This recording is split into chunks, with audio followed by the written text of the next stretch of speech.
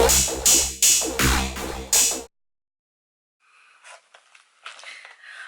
everyone, welcome back to my channel. Excuse my voice. I'm having like a major asthma flare up. So yeah, great fun at the moment.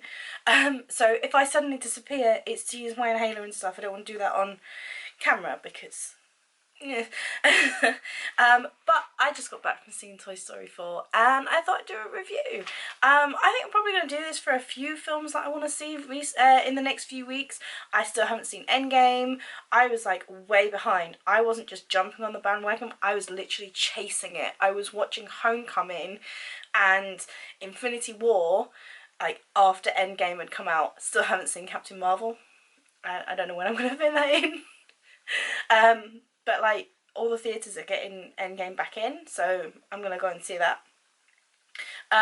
So there's a few different films coming up that I want to just give you my opinion on, really.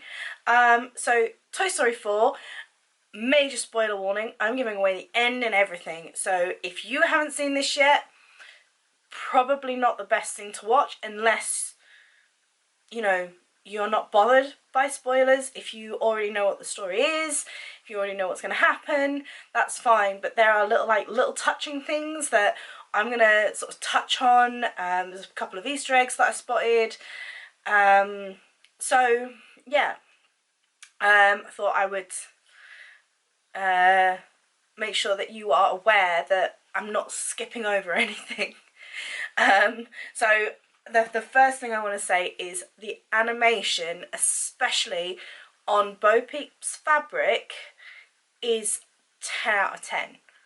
I was just blown away by the animation on this film. It's stunning. It really is absolutely stunning animation. I mean, I watched Toy Story 1 earlier today because I really wasn't feeling well. I spent the majority of the day laying on the sofa feeling like I was going to die. So I've been watching Disney films most of the day. I thought, oh, let's watch some Toy Story. So I went from seeing Toy Story 1 into seeing Toy Story 4.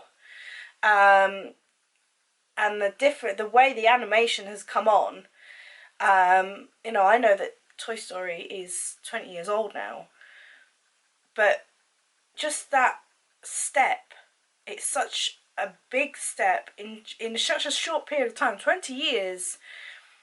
You know, we look at the 90s and we don't realise how much things have really come on from, you know, 1999 to 2019.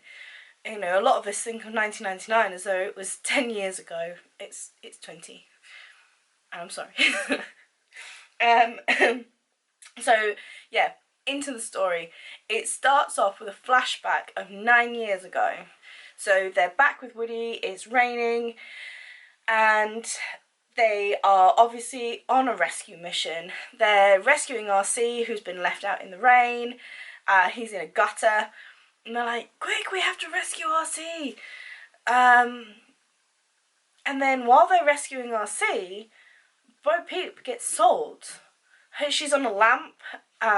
I don't know if you remember, she's like part of a lamp. And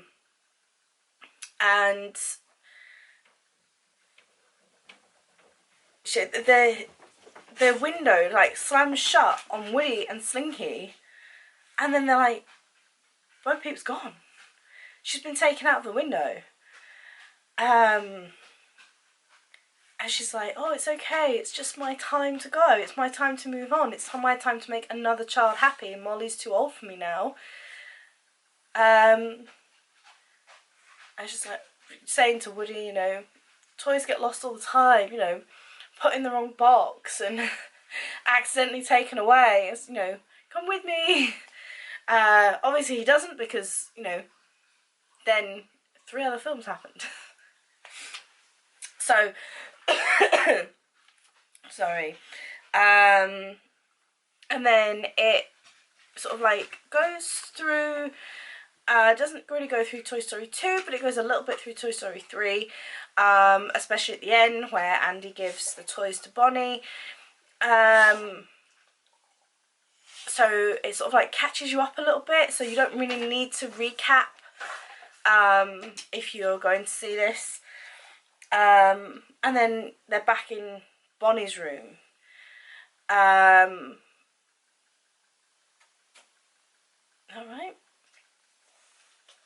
Or is there the play scene before that?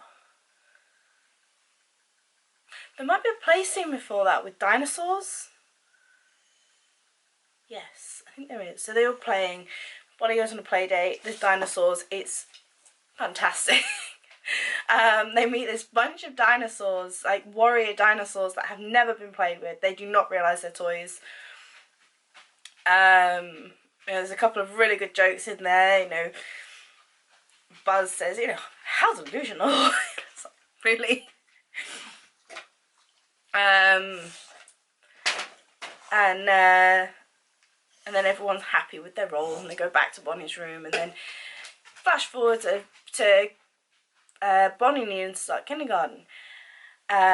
Woody's not being played with as much. He gets a bit upset, and then Bonnie doesn't want to go to school. It's like, well, I have to go with her. No.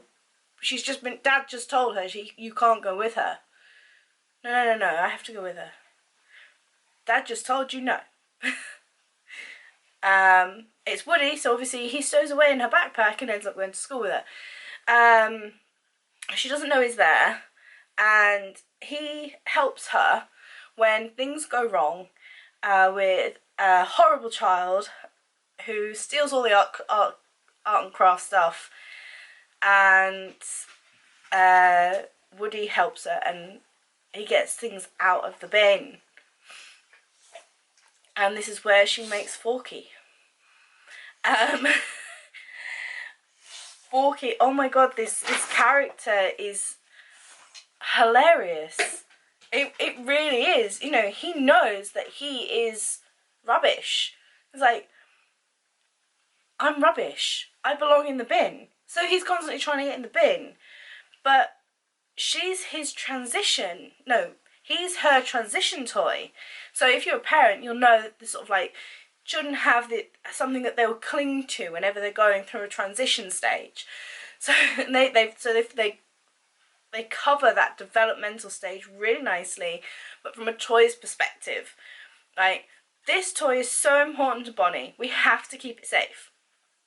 So Woody takes it himself that he has to save the toy. They end up on a road trip. It's like a week before school, and they're like, yeah, let's go on a road trip. And Forky is continuously trying to get in a bin. And eventually he jumps out of the moving window of the RV. Woody's like, oh, I have to go save him. So off he goes. And he finds him, and, they start having a chat. And he finally gets through to Forky of why he's important.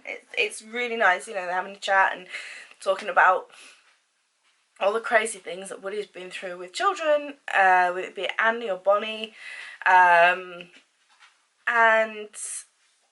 eventually Forky realises that, oh, okay, yeah, I'm important, so okay, I'll go back with you. That's fine, I'll go back with you. And they have to make it to the RV park. They find an antique shop, and Bo Peep's lamp is in the window. So obviously Addy, who the hell is Addy?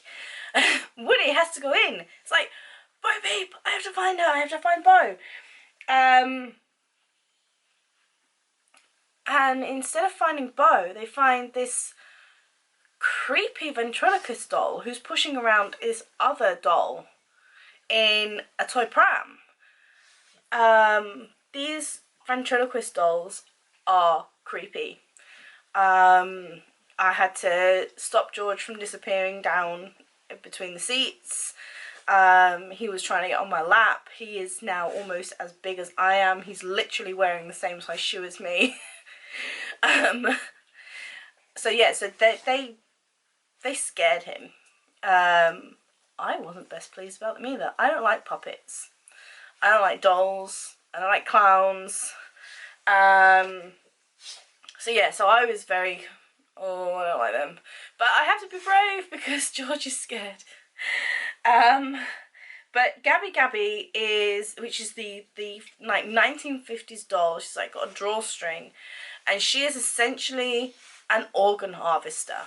She wants Woody's drawstring pack because hers doesn't work, but her record is fine. She's like, my record works, I just need your drawstring and your recorder. It's like, oh, that's creepy. It's quite dark, but then again, you know, so is Toy Story 3.